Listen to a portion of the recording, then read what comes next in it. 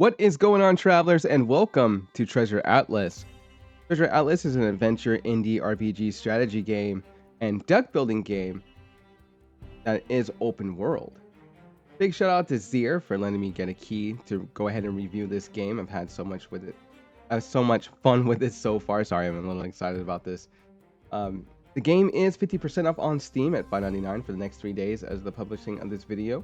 The game has recently had a 0.10 patch update this past December. So I'm interested to see what they've done with the game so far in terms of those patches. I've already played it, I've already seen it. What I meant to say was I've seen some of the things they mentioned in the patch, but I'm not so sure they kind of enhanced it the way that they wanted to. But before we go into the game, let's go ahead and go into the Crown Shop. The Crown Shop uses in-game currency that you gain in-game by finding it in random events. So far, what I can purchase right now is just a potion, merchant, and what else? A healing fountain that randomly appears. I think that's what they do. Yeah, it's just a healing fountain, and I think that just appears on the map, and then when you find it, you'll be healed, and then that's done. But the juicy stuff to go for is another character class instead of the 3 classes we're about to discuss here in a minute, versus the training camps. We have one for strength, one for intelligence, another one for agility, but you need that coin in order for you to get them in game. So if you find them randomly in game on the map, then you're able to run out and go get them. This will conduct training to improve your attributes. So if you have a strength attribute, you can go ahead and boost that up. Or if you have intelligence, which is going to be for magic, then you go ahead and boost that one up, and so on for agility, which is going to be for dexterity. Goblin merch card. I don't know what that one does, let alone a stranger who helps you sharing cards. I mean, you're in an altar where you can sacrifice life force. It will reward you with attributes. Ah, okay. That's what it does. Place for prayers may restore your life force. Okay, so they do specific things, and you eventually want to get enough crown coins to buy things in the Crown Shop. They're not always easy to get, but it's still ongoing. The devs are still kind of fleshing it out, giving it a new new ways to go ahead and get more coins. See if we can go back. Let's go ahead and load into the new game. So far, it doesn't look like they have a load game or a save feature within game yet. So this is going to be pretty repetitive. It's going to resemble a roguelike just for a little bit. So they're going to have their next level out coming soon. I don't know when. They haven't sent anything to me. Island on the Horizon is where we're going to go. I guess you can pick randomly your which seed you want to go to. Your region style can be expanded from 20, which is pretty small, to about 40, which is medium size, and then 60, which is pretty big. So it all depends on what you want to do. Each one I have encountered so far, it has the same play mechanics. I thought maybe 40 would have a little bit more in terms of, exploration for level 1 and level 2, but it still looks like it's just going to be the same. So we'll stick with 20, make it nice and short. I'm going to go ahead and create our new world. So in the customization part here, you're able to go ahead and make your character. You're able to change the color of the hair, body, and eyes, as well as choose which gender you want, the body type, the back, the head, the hair, the eyebrows, and you can save your characters in specific presets. I'm going to go ahead and load this one right here. And if you want to take a look at your character from all sides, you go ahead and take the right click on your mouse, and you can look and see what it looks like. Like when it says back over here on this depth slider. Go ahead and look at that. There's 2 kinds of backpacks, and then the rest are just capes, which is pretty cool. I do like the fact I get to customize my character and make them look the way that I want to look. Now, the head and everything is fine. The hair is fine. I'm going to go ahead and go through them. There's an assortment to choose from. Oh, was that dreads? I can't really ask for a fro or dreads. I don't think that really fits the scene. Maybe the dreads, yeah, but not a fro. Not a fro. Just get that, oh, I guess that's what the wolf tail? Yeah, we pretty much gonna go with that for right now. Eyebrows, gonna leave him at bushy eyebrows. And then beard. I had a little gripe with the beard. I love the fact that they have so many choices, but here's the problem. Oh, snap! I was looking for that.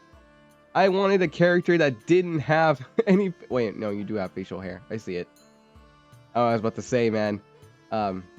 It's nothing but facial hair. It's like, it's either a mustache, a goatee, or a full-on beard. I'm like, where's the part where it's just naked? Like a baby face.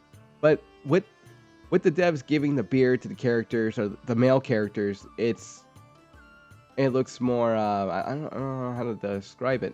Other than the fact that it makes the character look more fleshed out than having a naked face like we saw earlier. Like that.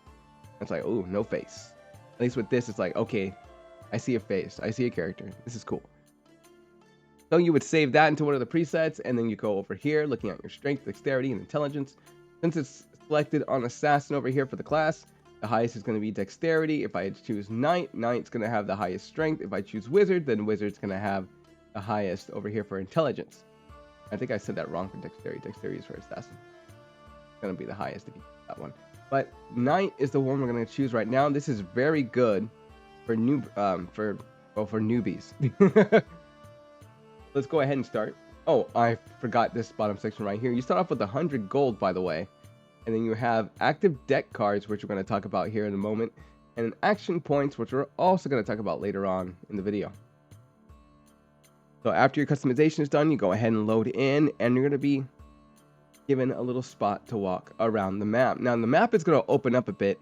I did a recording earlier, and it didn't come out as well as I wanted it to be. So within that, I wanted to explain that if you touch the top, it will actually move for you, and it will move down. All you have to do is move the cursor there, and it moves it for you. So you can already tell the edges are here. That's how far the number 20 map goes, or for scale at least. But with that note, you can use the middle mouse wheel to scroll in or to scroll far away if you want to see top down on it. Now let's go ahead and talk about the terrain. The terrain is actually not bad. You move around on these tiles with specific steps. Speaking of steps, let's talk about the interface real quick. Let's start from the bottom and work our way back to the left. So we have the expected level of creature wealth. That's going to go up as soon as you gain more turns. Then you have the movement points down here. This determines how far you move along the map. So if I wanted to move... Oh, can I not move there? I'll use this as an example.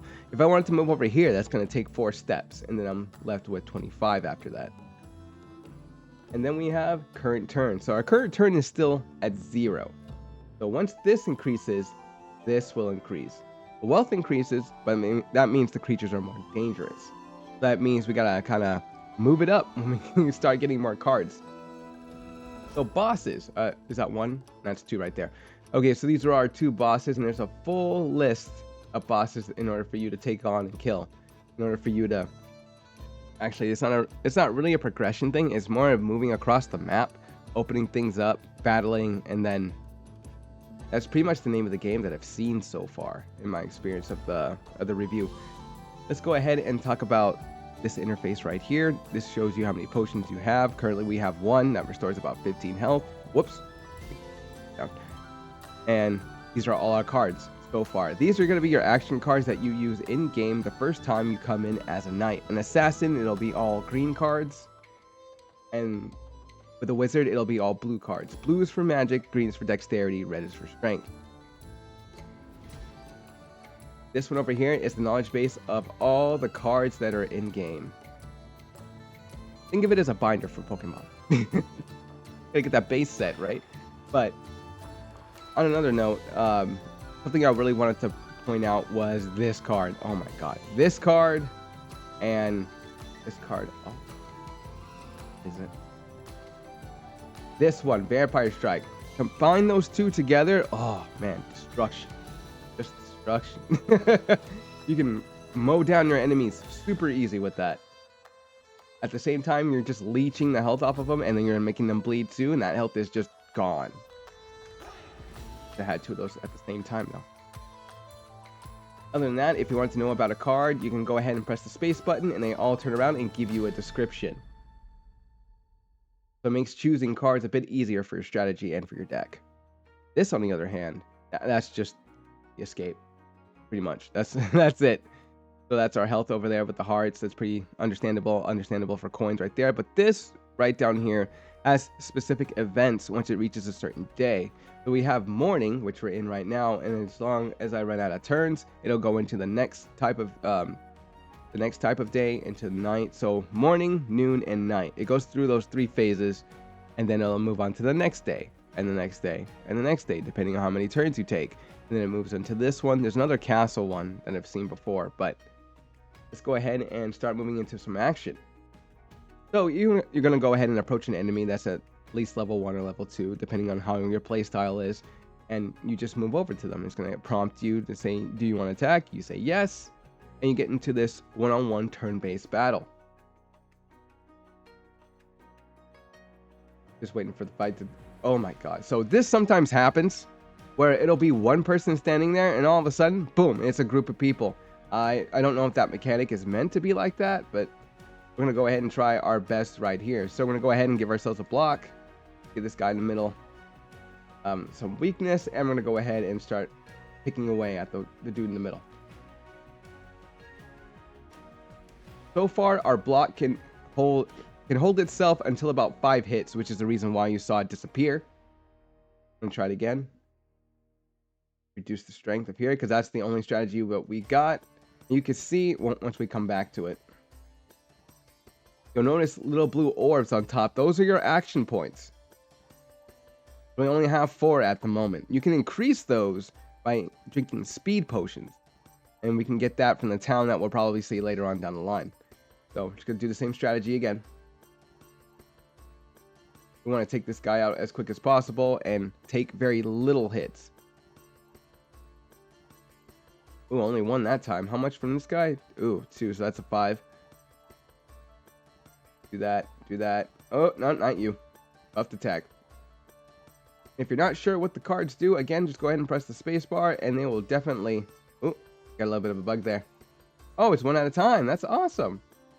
So if I wanted to do this... Oh, they're just going to keep doing that. They're going to keep flipping. Never mind. Yeah, if you ever wanted to see the description before you lay it out on your enemy, just go ahead and press space bar again. Alright, that guy's almost out. Let's go ahead and put another block. I feel like a buffed attack is overkill, but that's okay. Put on this one over here.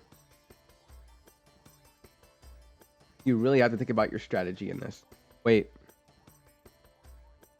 Oh, the shield. Okay, so I didn't notice this at first, but if you look up here, once I put the basic block on, you'll notice that it takes 5 hits. I didn't know that before. Like, that's what that meant. I thought it was levels. Like what level you were, but no. I'm glad to know that now. Then attack. Then end the turn. And then you'll see this slowly. Okay, so that was 3. And the other one was 0, but it still counted it and it broke. These, oh, by the way, these cards do stack. I wanted to mention that. They do stack, so you don't necessarily have to worry about, oh, that's the one card, I'll never be able to play that card again. You can play the same card again and have it stacked to the point where an enemy is no longer going to be able to damage you too much, or to the point where they have a status damage that's going to dwindle their health so much that they take them out of the game super early. Buff power. So as you can see, the damage is being reduced for our person over here. So far, we're just holding our own. Weakening one and hitting the other. We got 3. Let's go ahead and put that over there. And just keep doing it. Now, so far, there is no button for you to turn tail and run. I don't know why. They give you little warnings in the dungeons telling you that there's a stronger opponent coming up. I don't know if that's supposed to get you hyped up in order for you to, feel excited that this next challenging enemy is coming up, or whether or not it's warning you to let you know that, hey, there's an enemy coming up, you might want to, get some health or some speed potions, or maybe run away. But you can't run. You just face the enemy and you just die. Shield. Weakness. Finally attack this one. Now there are AoE cards in order for you to use, and you can attack multiple opponents. Unfortunately, we don't have that right now. but they are here.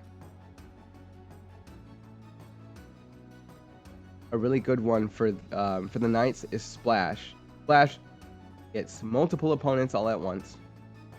I haven't had the courtesy yet to use the the wizard to do anything. I ended up dying in my first attempt.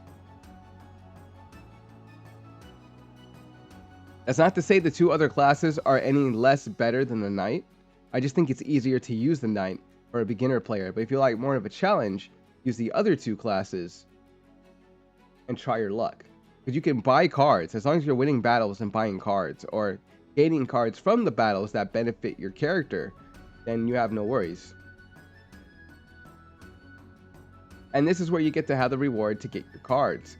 So this one benefits us more than the other ones. This one's more for dexterity. We do have dexterity, but it's more for like a magic class with the dexterity. So if you wanted to go that route, I believe this one is more towards us in terms of strength. It's more like a shield on the top, I guess, if I'm getting that right.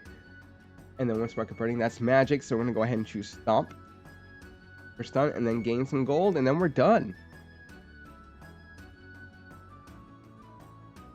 I think we're doing pretty good, 45 out of 50 with 172 gold. Let's go ahead and move on now. So we do have a trader, which is great because they're much cheaper than a town. And looking over here, ooh, that's a dungeon. That's a nice little pagoda there. So you will have random encounters from the area, from the enemies, and also from towns. I totally forgot about it. But yeah, we'll have random encounters where you can also gain crown coins. So whenever you see the attempt, use your best judgment on it, because it will ask you specific questions, and whichever one you pick may or may not give you prizes. This is what I was talking about earlier, that you can buy, if you have the coin, you can go ahead and buy any one of these cards that you need. There's hand-to-hand combat. That is actually pretty cool. That one isn't usually in the towns. It's really the basic ones that are in the town, but I guess this is surprising. This is coming from the trader itself. We have two hand-to-hand combats there. Nice, and basic block. And this is the healing potion, which gives you about 15 health, and then there's speed potion, which adds an action point. At the beginning of a battle, if you just want to crank those things up and then start using, if you want to start using more attacks beforehand, then that's your best bet. But it's per turn. If you use them all up during the one turn, that's it. You can't get them back. And there's the great healing potion. That one gives us... I'm gonna need it. Like, trust me, I'm gonna need it. Oh, we have to go to a town for that. So you can heal from a town. If you're out and about and exploring the world, you have to go to a town to heal, or you have to go to that fountain that you purchased from the crown shop in order for you to heal. So we don't want to go that way yet. There's going to be another group there. I think it gives you limited options on where you can and can't go. That's towards the bosses. And that's going to have us go through a gauntlet of enemies. And then eventually towards the boss, which has a health of 200 something. Which is going to take a while. But at the same time, if you win, I actually don't know what happens. It's just awesome. You went ahead and strategized and you won. I've never been able to win a match yet. They don't have the necessary upgrades. And I think that's where the gameplay loop gets a little grindy for newer players. They want to go ahead and progress. They're wanting to do better because of this game. But eventually you have to throw yourself in the battles. You have to explore the map to get probably some more loot. And it's very fast paced. Oh, these guys are knocked out. This is the beauty of this group sometimes. If you find a group like this and they already have statuses, it makes the game that much better. We're going to go ahead and put Stomp down. That way they all get it. And then we're going to go ahead and put Block on. And we're going to go ahead and have them do a turn, which they can't because they're stunned. And we're going to do it again. Oh, it's like that one broke out of it in the middle. And we're pretty much vulnerable now. Oh, they have a shield. Yes, enemies can have shields. They can have buffs along with them in order to aid them. Usually the bosses have something that will take off all effects and they'll have multiple turns. It's it's pretty disheartening sometimes, but it is what it is. Okay, who's got... Oh, they both do. Got a cool 10 there. What about this one? I think the bottom one. The one over here is going to be out of a turn soon. And by that, I mean confusion. Oh no, it's still sticking to it. We're at 36 already. Oh, it's probably not the brightest thing to do. We should have gone towards the one in the middle.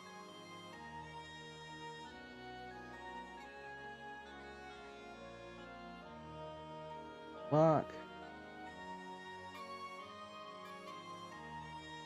Keep getting on that. It looks like the other one's at 33, so it's not going to hurt as bad.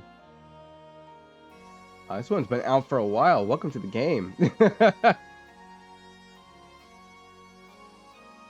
Let's go ahead and try to dwindle your health a little bit more. This is when getting more cards is actually better and more beneficial for you to do rather than just explore.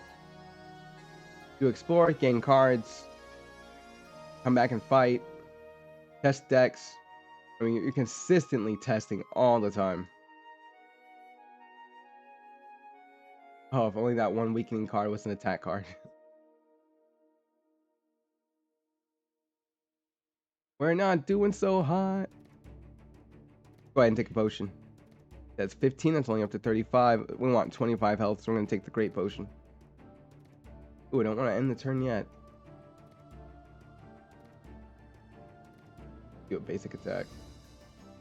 And that's one down, and we could just continue with our strategy with just using the block and just continuing on from there. Unless these guys mean business. Halfway on that one. Here on the far right. Wow, they took that one shield out, no problem. Like, because it's 5 points, and we just started. Okay, reducing it.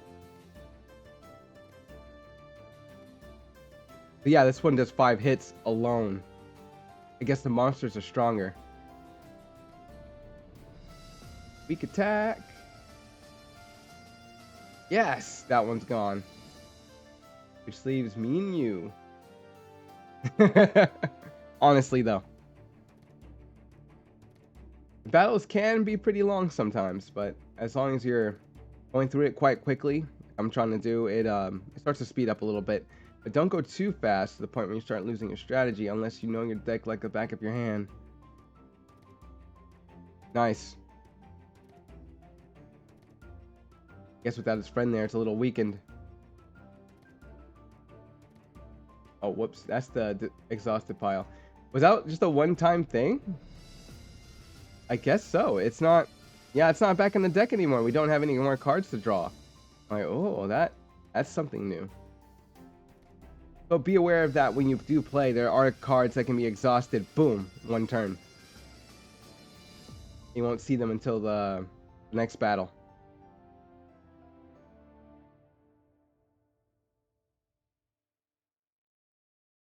Okay, almost. Almost. One more turn and then we're done. Oh, wow. That hit. It was horrible. Alright, more cards. Oh, Bleeding Slash. Like I told you, this one is awesome. We just need Vampire Strike, and then we're in business. Okay, now that this area is open, we can walk over here now, and there seems to be another opponent here, type level 4. We're going to turn around, tuck tail, and go around the other way. And end that turn, and it's already, I think, dusk. Feels like it's dusk. Or evening.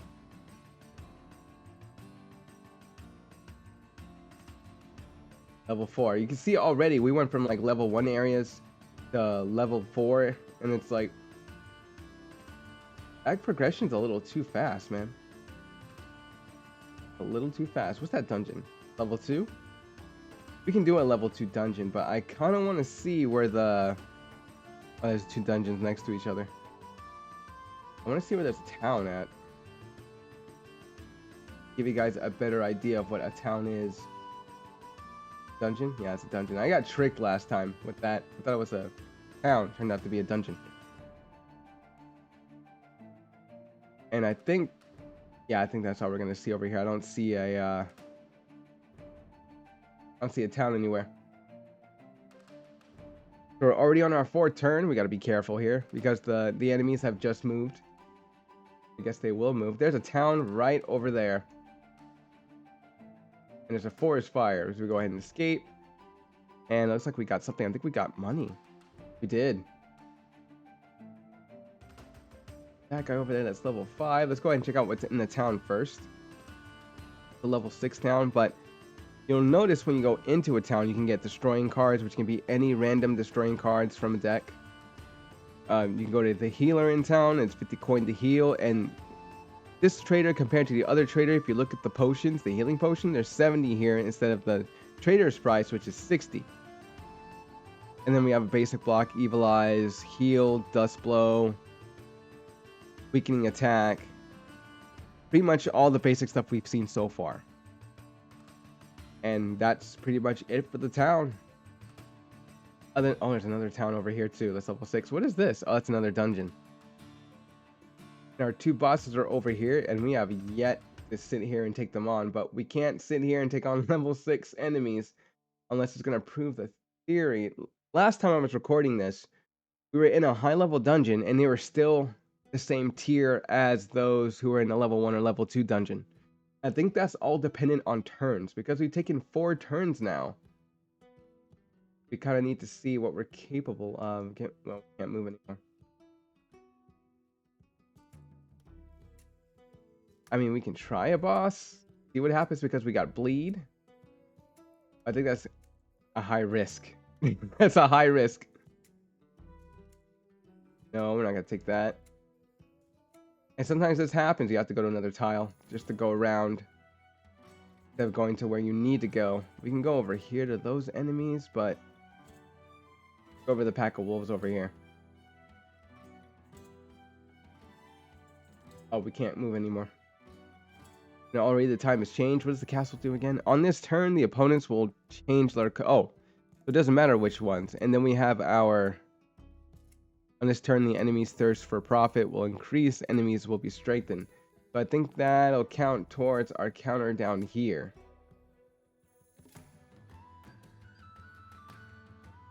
I kind of want to jump into a boss fight, because there really isn't much to see. Other than the fact that you explore, you go to towns, you gain these encounters, you also fight and end up using your cards for play. Now this is what I was talking about, using the bleeding slash. So they get cut up. Turn is ended. Go ahead and pop in that healing potion. Well, the thing is, we get to use it again. Let me go ahead and this, there, this. Right there. Now it's double. A good chunk of their health is already taken out. I mean, third hit is probably going to do them in. Yep, they're gone. They're all gone. Cool. Block and go for it. We don't necessarily have to do that because they're stunned. Block again. Get on that one. Only 6? Let's go ahead and change that. Wait, oh, there's no shield. Oh, and they're both ready.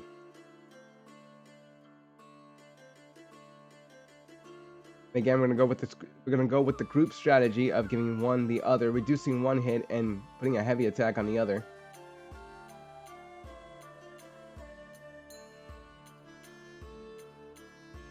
That one's gonna be done soon, right at the end of the turn. Oh my god! See, that's why that card is really good.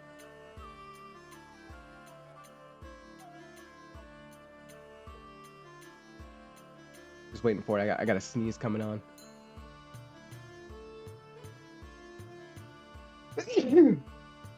Sorry about that. Oh, we're still going. We're still going. I thought they were dead already. And no hits. That's lovely. Oh, next turn's dead. Yeah, there we go. Now we got these really cool cards. Oh my god, more bleeding slash. Yes, we need more. We will be taking that one, thank you. And the gold.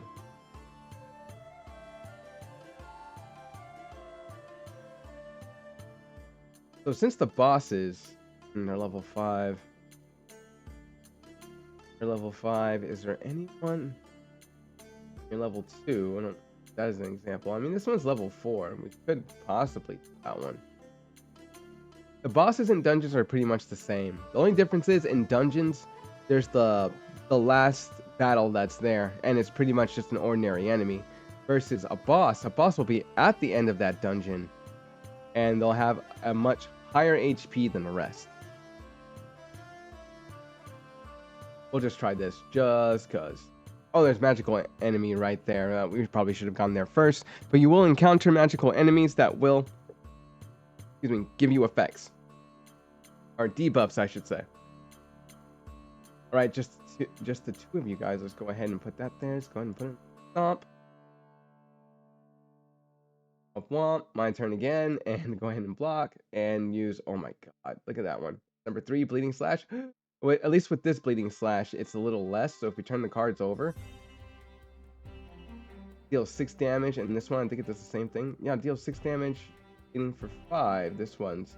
Bleeding for 7. Oh, this is a much better card. With less turns. That's even better.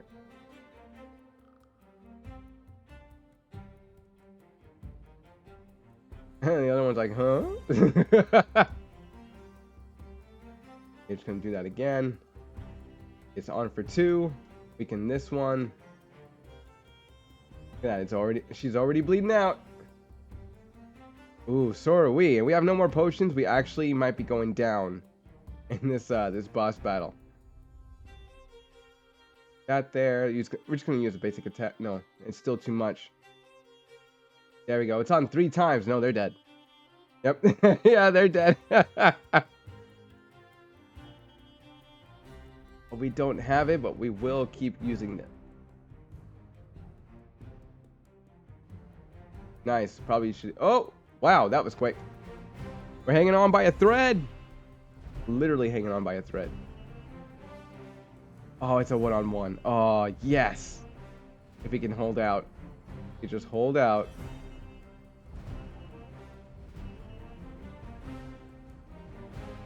The hit gonna be like, oh, that's not good. That was 6 hit points.